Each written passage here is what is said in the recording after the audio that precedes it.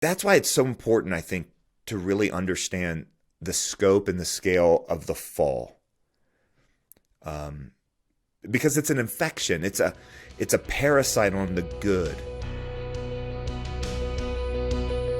We're getting to a point where we've got a consistent set of answers and just things to think about on the race issue. I'll read this because it goes back to the issue of systemic racism, which we've been talking about for a couple of years here.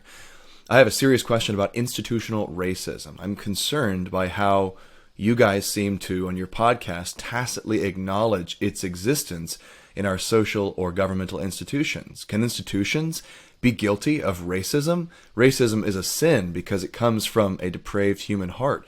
Racist people fail to acknowledge we are all equally valuable as image bearers. Can an institution be a sinner? I understand that evil can propagate more easily through the power structure of an institution, but it is the people behind these power structures who will be held accountable to God on Judgment Day, not institutions like government or corporations like woke Coca-Cola. We are all individually accountable to God for Yeah, our so I sin. don't want to tacitly acknowledge the existence of institutional racism or structural evil, more particularly. I want to explicitly acknowledge it. There is such a thing as structural evil and structural sin. And it goes to the heart of where this question eventually gets, which is, who are judged on, who is it that's going to be judged on Judgment Day? Is it going to be corporations or countries, or is it going to be individuals? And the answer is individuals are, because the image of God that's the individual unit of the created order. But the power of the image of God is to create and to innovate and to build and to essentially, I think what you see in Genesis 1 and 2, continue that filling and forming work that God starts in Genesis 1 and it tasks humans to do. So that's why you see, for example, when the Bible describes the impact of Adam and Eve's sin, that the whole world breaks. In other words, Adam and Eve sin, the whole world breaks. The creation groans. Romans 8 has this remarkable way of saying, that the creation itself is crying out as a woman in childbirth, having been subjected to frustration. In other words, the ground didn't sin, but the ground was cursed because of human sin. So it all goes back to individual guilt. To say that only individuals are going to be judged on Judgment Day is not the same thing as saying that countries and nations and structures aren't judged. The Old Testament is completely full of stories of God judging nations. For example, would we think that every single person in Israel was guilty of idolatry? No, we actually know that they weren't because of God's interaction with Elijah after Mount Carmel. But God does judge Israel as a nation. When God, through the prophets, describes to Israel why they're being judged and why God gave them the promised land in the first place, he points to the evil of the Canaanites. Because of their perpetuation of the abuse of people, the abuse of the poor, the sexual deviancy, and so on. We have structural judgment that came on Sodom and Gomorrah. In other words, judgment doesn't just happen on Judgment Day, and judgment isn't just against individuals. What we know of about Judgment Day from Revelation and from the descriptions in other places in Scripture is that it does go, to actual, individuals. But judgment itself, the story of the biblical narrative is the story of God judging peoples and nations. Now, let me go back, though, and talk then about this idea of institutional racism. Jim Crow laws that were used to separate and denigrate African Americans in particular are examples of institutional racism. In other words, where they're in institutions, in this case, the institutions of town and local government, we could also talk corporate institutions, we're actually perpetuating a myth about where and an evil about where African Americans belong. That's an obvious example of institutional racism. Another one would be the Israelites being treated as slaves for 400 years and used for manual labor because of the threat of their numbers being seen essentially as a plague in Egypt. Right? That would be an institutional racism that was used to then further perpetuate institutional evil. Again, this shouldn't surprise us because of how the Bible describes sin. The Bible describes sin as being the product of the human heart acted out from the image bearer who was given tasks to govern creation in God's stead, doing it in the wrong way. And the impact of that sin then spreads across the created order. And so it frustrates parts of the created order. It twists things that were God's created design into new ways. So it takes on as much an individual expression of me harming you. It can also take the form of me creating laws that harm you, or me creating an environment. Anybody that remembers junior high with the cool kids, that's a structural, environmental sort of situation in which some people are denigrated or bullied or whatever. We see this anytime people get together, they make culture. And they make the problem isn't that there is culture. The problem is whether that culture is good or bad. Whether the culture is good or bad is again, goes back to the expressions of individuals working together and these things becoming kind of a sub-reality. So the idea of structural evil should not surprise us. There's a structural evil now and a structural racism being perpetrated through critical race theory, through institutions of higher education in America. That is an institutional racism where in certain settings, academic settings, whether it's the power of a professor over a classroom or the power of the woke mob at Greenleaf University in, where was that? Somewhere in the Northwest. Or Simon Greenleaf, I think that's the school I'm talking about, where basically there was this, institutional enforcement of that whites are guilty by nature of being whites without taking into account. I would say that's an example of a structural form of racism, right? It doesn't mean that critical race theory never gets anything right, but what critical race theory does is turn individual acts into structural realities and then makes everyone guilty and forces that narrative on everyone. That's what evil does. Evil ideas, evil actions, and so on, individually expressed, but can very much become part of the structure of a subgroup, a subculture, a larger culture, or whatever. This shouldn't be surprising. This is the way that evil works. Now, to this person's point, can institutions be guilty of racism? The answer is clearly yes. Have institutions in history been guilty of racism? Yes. Does God judge institutions? Yes. Is that the judgment on the judgment day?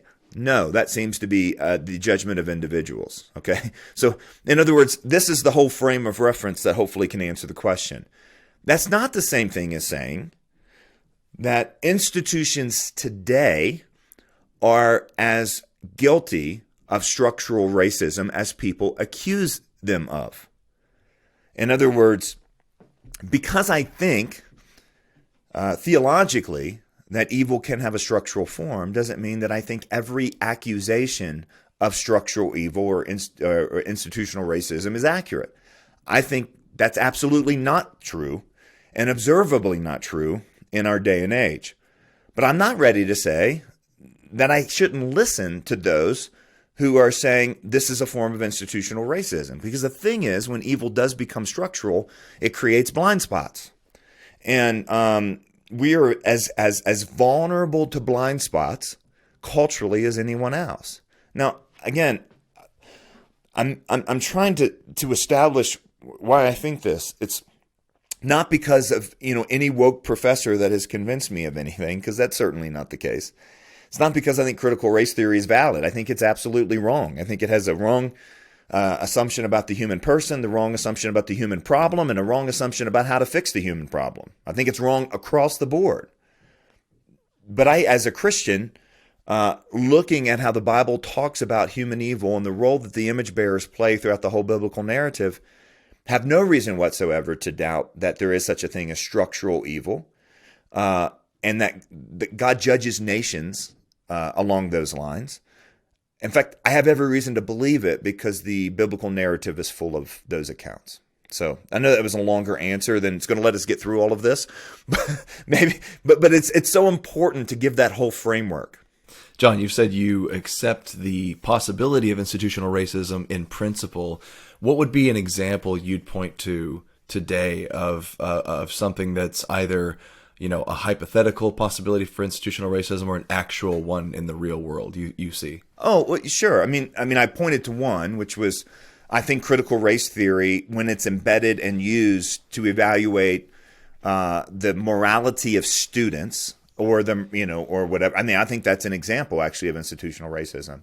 That's the opposite one than we see from our history. But I think it is an example of institutional racism in certain contexts. Like, I don't think the whole academic world is taken over by it yet. So I'm not saying academia itself is an example of this, but there's a lot of academic context in which you see the structural enforcement of this really bad idea.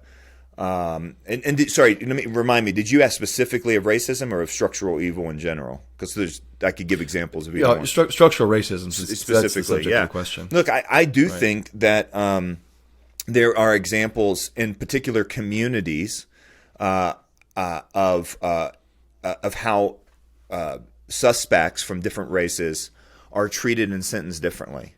Now, that's not the same thing that it was that's not the same thing as saying that it is intentionally done in order to disadvantage people of ethnic minorities. For example, I think the war on drugs was an attempt to deal with a broken problem in the 80s, something that both the left and the right jumped on.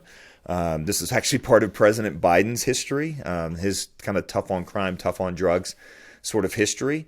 But what it ended up doing is treating, for example, two very similar drugs, coke and crack, completely different in sentencing.